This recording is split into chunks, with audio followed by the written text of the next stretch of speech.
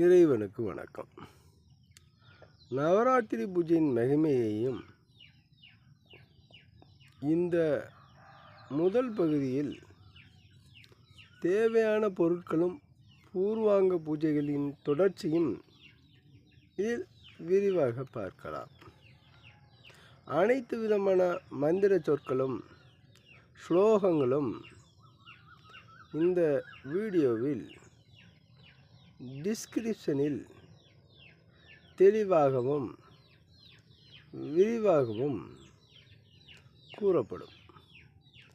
அந்த மந்திரத்தை எடுத்துக்கொண்டு நவராத்திரி பூஜையை முறையாக செய்பவர்களுக்கு பலவிதமான நன்மைகள் கிடைக்கும். இப்போ விரத மகிமையை பற்றி கூறுவோம். உலகம்